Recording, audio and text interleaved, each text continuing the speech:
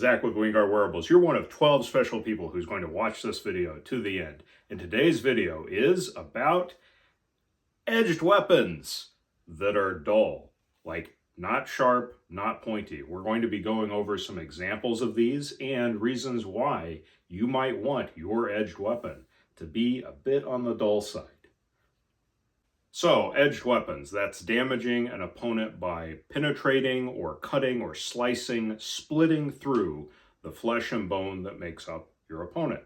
Now, what we mean by sharp in this video, there's no real set definitions for sharpness in industry or that sort of thing. What I mean in this video when I say sharp is, will the edge cut through paper with like slow hand pressure alone? Or will the point break, say, the skin on your fingertip by fingertip pressure alone? So when I say something is sharp or dull, in the context of this video, that's what we're referring to. And many of these edged weapons are nowhere close to anywhere that sharp. We're talking like as dull as the back of a butter knife.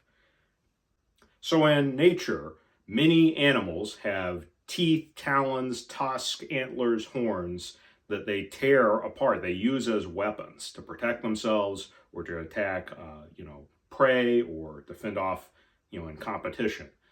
But those, even if they're described in literature as sharp and that sort of thing, like sharp teeth, they're nowhere near that definition of like puncturing your finger with, fingertip pressure or cutting through paper.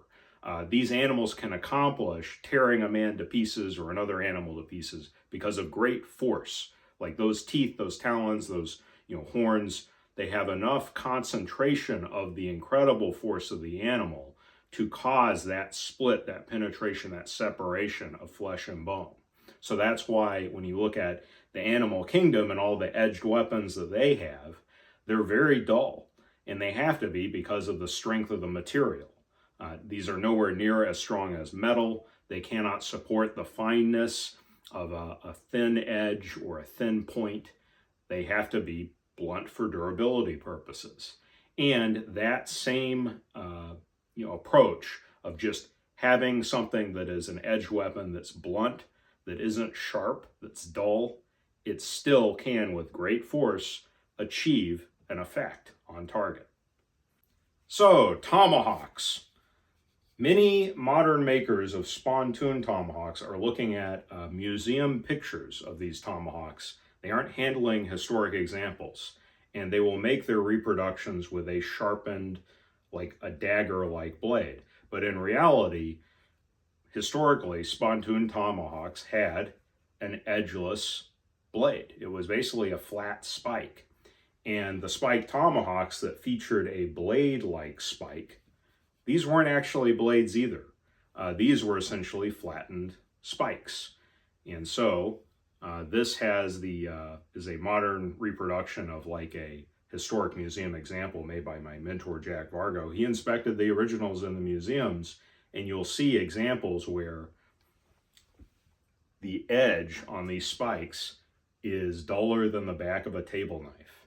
For the spontoon tomahawks, this example here, the edge is a lot closer to more like a butter knife, but these are not really edges. They are edged weapons, in percussive blow, when you have the momentum of a chop, these will bury, they will successfully split through flesh and bone, but they are not sharp at all. So that is an example for tomahawks where the spike sides were almost never sharpened. And often the tips themselves were quite dull. And so that could be to reduce self-injury on low impact, but on high impact, blowing right through. Now, tomahawks that had axe-like blades, these were usually sharp for chops, that sort of thing. But on the spikes, almost always dull. Now, another edged weapon that I don't have an example of on hand is the saber. Most people think of military sabers as cutting weapons, and they are. Yet, in the United States in the 19th century, almost all military sabers did not have a sharp edge. And I will read to you from a historic account. This was written in the International Encyclopedia of Surgery in 1882. Notes on saber and bayonet wounds. Quote, as ordinarily used in war, the saber has a dull edge, like the back of a table knife. The wound which it makes is more or less contused. That means bruised without penetrating, like without breaking the skin.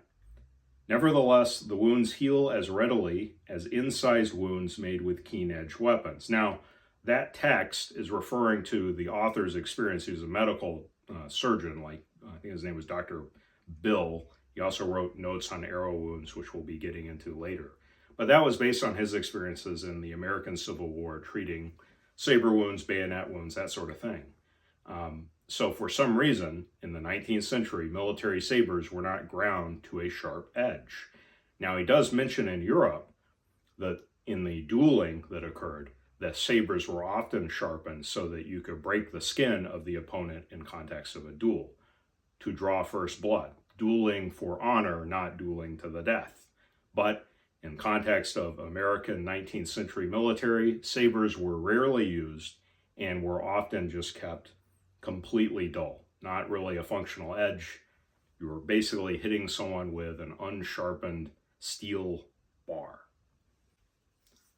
All right, and next we got bayonets. Now, I have been a bayonet collector for a long time, since I was a child, which was a sort of childhood I had. Most bayonets, you mount them on the rifle, have to be extremely tough and stiff and secure with a hard point, secure connection to the rifle, so that with a two-handed thrust with the rifle, it will not break, bend, or detach itself from the rifle. So the chief design requirement for the bayonet is stiffness, toughness, strength of connection. It doesn't appear that having a sharp edge is one of those high priorities, because I've owned quite a bit of bayonets. Most of them definitely show signs of being issued. Some of them have soldiers' initials carved into them, that sort of thing, and show wear and tear. But almost none of them have a functional edge. Like this one, which is ground with two edges on it. Both those edges are butter knife dull, and the tip itself quite dull. But again, when you're talking about putting this on, say, an 8 to 10 pound rifle and doing a two-handed thrust, that is not going to have a big problem punching deeply through. It's essentially these knife-like bayonets. Rarely did they come to a knife's edge, and they acted like a flattened spike. So why weren't bayonets typically sharpened? Well, in the 18th and 19th century, you were fielding bayonets to, militaries full of millions of men. So that final finishing step was going to be very tough to do. And if you look at a lot of the designs of the knife-like bayonets, you had a fuller section for reducing the weight and increasing the stiffness. And then the edge bevel is actually really quite narrow. Like the height of that bevel, it's kind of similar to like a pocket knife, yet it's going to a thickness of an 1/8 inch to a 1/4 inch thick. So even if you did grind an edge, which here's an example that I have that's a soldier converted into a fighting knife. He successfully put an edge on this bayonet to convert it into a knife, but he had to remove so much material that the bevel height got just puny. Yeah, it took a lot of work. So these were issued usually dull in the tip and no edge, and the soldier, if they did bother to sharpen it, had a really tough time doing it. So I think that's part of the reason why you so rarely see these being sharpened to a knife-like edge. Okay, so that's not to say that all bayonets were never sharpened. We do have specific battlefield accounts, like from the Imperial Japanese in World War II, where they would go to the trouble of sharpening their bayonets prior to, say, a banzai charge the next day. We also have like single accounts that I've been told, in Vietnam, where a soldier would have their bayonet mounted to their M16 in the jungle and be using it as sort of a pseudo machete to chop foliage out of the way when they thought they were closing into contact with the enemy. But these are, very niche, not many examples.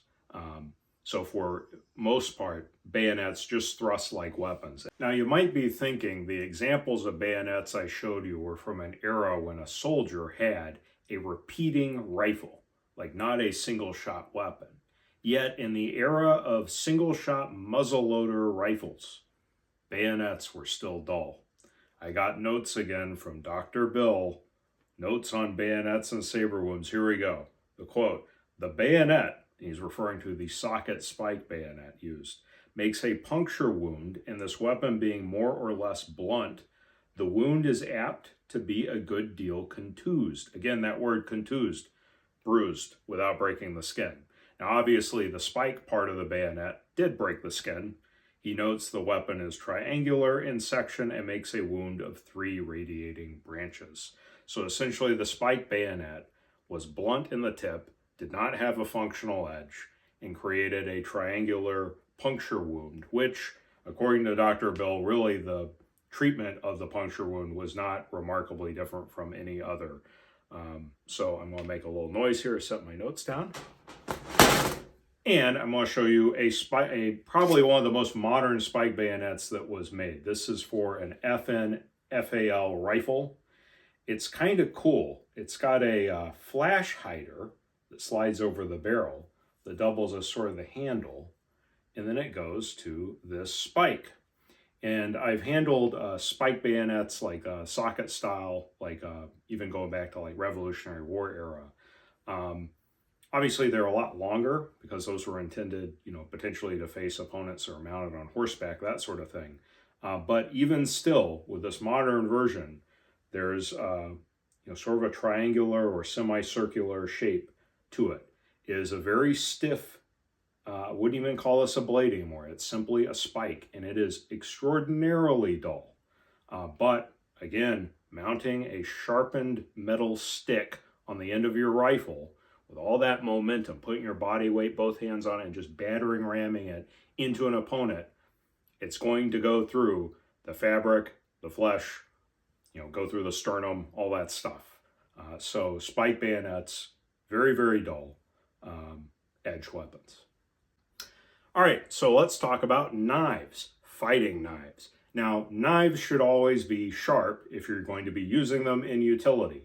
That is the surest way to get an injury, is by trying to do utility cuts with a dull knife. That is when the blade edge fails to stay catching into the material you're working and can skip off, or you're exerting too much force onto the blade and your hand slips.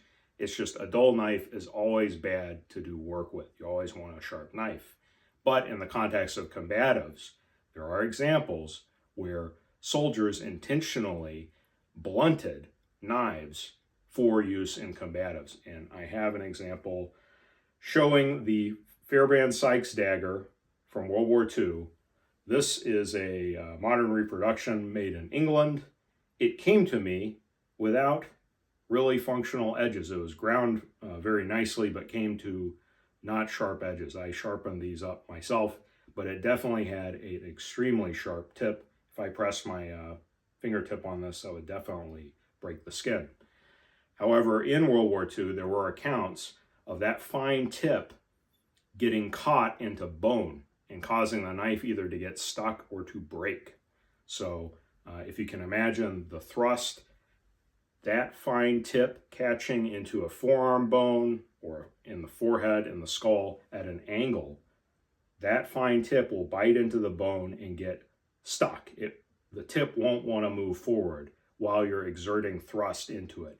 And then that can cause a fracture in the blade, especially if the blade is heat treated to high hardness or has a stress concentrating tang, which this design does. This and the K-bar knife have rat tail tangs that have sharp angles to them, and they can break at the tang. So there are instances of soldiers that pre-broke the tips of their dagger and sharpen it to a chisel tip to avoid the tip getting stuck into bone. So an intentional dulling of the knife. And there are examples where the soldiers didn't really sharpen the edges of this. Now this is more of a dagger for thrusting. You have pictures of guys looking really badass having these in their teeth. Probably easier to bite onto the blade when it's, dull and not sharp. So yeah, for a thrust-based weapon, again, having functional edges, how functional is an edge when it's a thrust? Sometimes going too pointy can get you in trouble. So it's interesting that, that was sort of a field expedient improvement on a fighting knife. Now, we got Dr. Bill again with his great journal article, Notes on Arrow Wounds. He wrote, you can find a few versions of this from the 1860s to the early 1880s, where Dr. Bill, as a military surgeon in the United States, had to treat wounds, well over 100 cases of them, people getting shot with arrows. And he saw all kinds of arrow wounds, including stone-headed arrows, but he spoke about the iron arrowheads used by Native Americans. And I have a quote here. The metal arrowheads used by Native Americans were made of soft hoop iron from barrels, and Dr. Bill described these as dull sharp, similar in sharpness to an oyster knife. That's not very sharp. And I myself got to handle an actual arrowhead from a Native American conflict when I was a kid. So when I was growing up in Alabama, one of my grandparents had a friend who was a collector of military edged weapons. He had sabers from his ancestor in the Civil War. He also had, this is the interesting part, an arrowhead attached to a shaft of the arrow. It was about this long. The arrowhead was iron. It was black with age. The thickness of the arrowhead, the width was like as wide as your fingernail. It was maybe about an inch long, and it had sinew tied to the wooden shaft. And what was interesting about it is he told me he had bought it from a guy whose ancestor fought in the Creek War in Alabama in 1813, 1814. And this guy's ancestor got this arrow shot in his gut, his belly. And he was wounded, and he later died. And his family took the arrow out of him. They cut off the protruding part of his body, probably for, convenience as he was wounded. But they took out the rest of it out of his body and kept it as a family keepsake for a long time until one of his ancestors decided to sell it to this collector of oddities. So I was able to hold this thing and look at the edges as a kid. I can still remember it. It was not sharp edged. It was definitely ground with an edge. It was made like from flat sheet metal, essentially, of iron, hoop iron from barrels. But it did not really come to a true edge. And, you've probably seen accidents, reports in the news where kids have been shot with arrows that just have the bullet tip, the blunt tip on it. And with kids' bows and arrows, they'll still have enough force, even though it's basically really blunt tipped, to go a few inches into the body. Well, a flattened sheet of metal will still have even more penetration potential. So Native Americans using metal arrowheads in North America, they weren't sharpening these to the point where, they were hair-splitting sharp. Like a lot of bow hunters today, talk about how much sharpness the arrowhead needs, the broadhead needs for a good deep penetration and big cutting wound, get a good blood trail, that sort of thing. Well, hunters today are shooting one arrow at a deer, and they're usually recovering that arrow. In the context of 18th, 19th century North America, Native Americans were making dozens of arrows. They were expending these in combat as projectiles that were essentially expendable edged weapons. They might be able to recover them, they might not. So you can only spend so much time on quality of edge. That's probably why most metal arrowheads in North America were dull. Now, for the most part, I would say for edged weapons, it's better for edged weapons to be sharp, as sharp as possible. But there are reasons why so many historic edge weapons are dull. And I started thinking through it, and I wanted to share with you some of these reasons I think why they were that way. And let us know what you think, put in comments and suggest your own ideas as well. But here's why I think what's going on. The first reason is saving cost and time.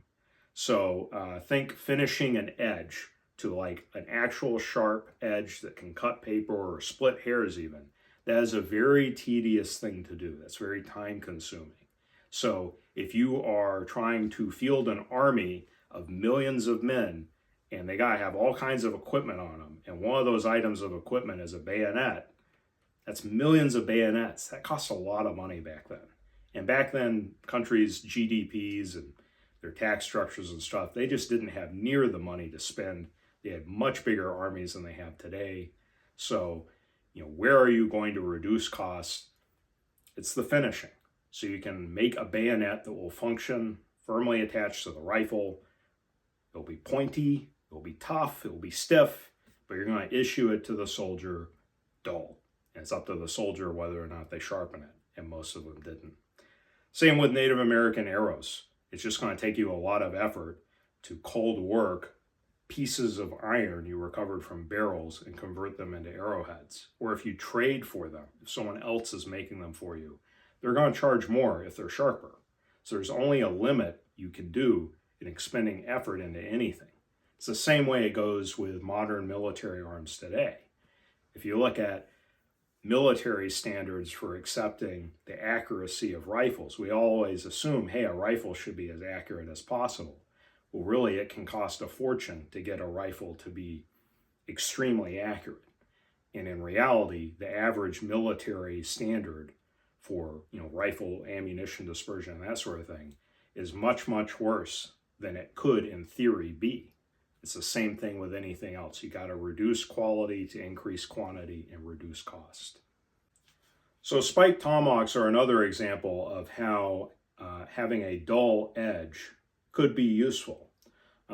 It reduces risk of self-injury. If you have a straight spike pointing rearwards at you, you have the chopping blade going forwards for the chop. If someone closes in on the grappling range, is grappling with you on this, and pushes this up against you, if this is like a needle tip, sharpened knife edge sharp, like tapered, think like that Fairbairn Zykes dagger, that is going to plunge into your body. You are going to be severely injured. Versus right now, this is as dull as the back of a table knife, and I can press that firmly against my body. And I'm not going to claim this is like one of those body massager things.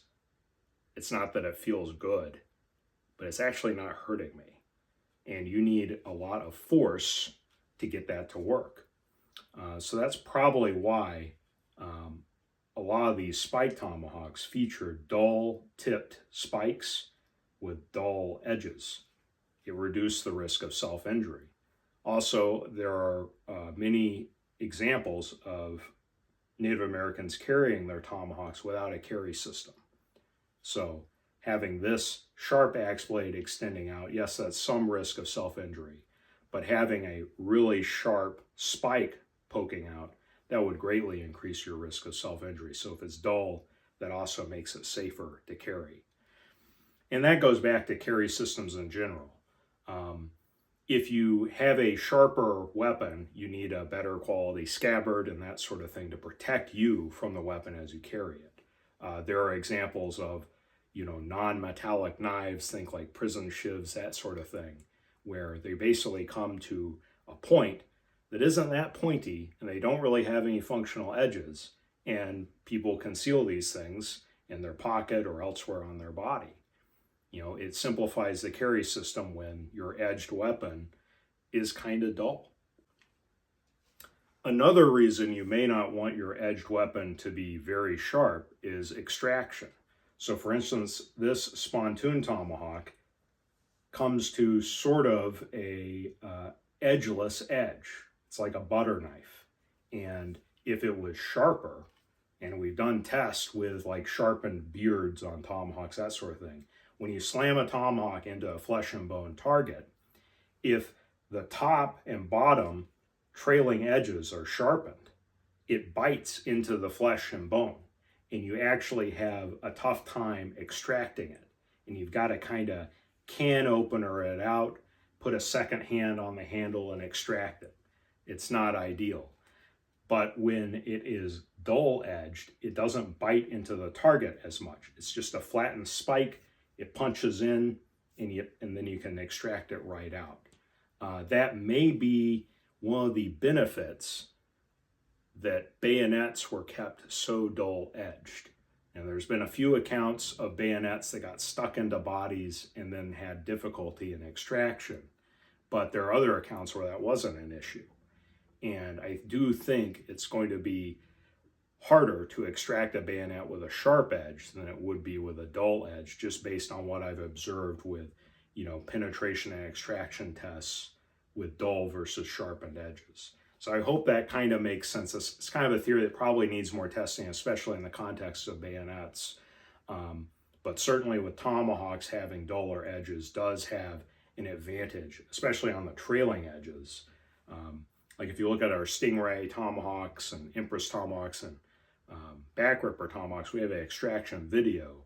There are no sharpened beards on any of our tomahawks for that reason, to help with extracting, for smooth, simple, ramp it out of the target. One of the other reasons you may want to shy away from a sharp-edged, sharp-pointed edge weapon is if you are having high durability concerns. So for instance, let's say you were making a knife out of a synthetic material like G10 or carbon fiber or plastic. Those things are so lower strength than steel. They do not have near the strength and stiffness. And so you can't have a really fine tip and thin edge with those materials, or they're just going to structurally fail. You need so much more material up front to support the tip, support the edge, that it's essentially not going to be able to effectively cut. It's going to be fairly dull. It's going to require greater force to penetrate into the opponent. The other context could be in armor. So if you go to medieval and Renaissance warfare, where you had an edged weapons like halberds and other spike type tools and that sort of thing, and they were going up and hitting shields and helmets and plate armor and chain mail. Well, you're going to have to increase the thickness of your weapon and the durability. And you do see quite a few spike-like tools instead of blade-like tool implements when armor gets out there. It's not just about trying to penetrate the armor. It's about having your weapon, which essentially becomes a stiff spike like this Dick Pick Magnum, have the rigidity to handle multiple blows and work in and find the gaps and ram home to find the gaps in the armor. So I do think there's a lot of reasons why you got to shy away from edges, but a lot of them are fairly niche, like armor. There are very few people having to fight opponents in armor today. And then that's the last point here that's extremely niche, is when you look at historic, HEMA, historic European martial arts, and dagger fighting techniques. They'll often show two-handed techniques gripping along the dagger blade. And if they're wearing gloves and the dagger's sharp, yeah, that can work. But if you're barehanded and you have a tool, say about this size, if it's only sharp at the tip and not really on the edges, then you can grip it in different ways for different techniques, like two-handed powerful blows or blocks or grappling techniques. So that can be another advantage of not having, a razor sharp edge all over the length of your tool. I hope this video made sense. If you have better ideas on suggesting, circumstances where it may help you to have a dull edge weapon, comment below. If you have bayonets in your collection, check them out, see how sharp they are. I've had a few that were so common that me and my dad would try to sharpen them up when I was a kid. It was pretty tough to put an edge on some of those. But anyway, hopefully we didn't really ruin the collector value. Those were like some really cheap mass-produced, like Russian bayonets, that sort of thing. But I hope you enjoyed the video. You're one of 12 special people who stayed through to the end. Share it with a friend so that 13 will have watched it. And remember to be edgy.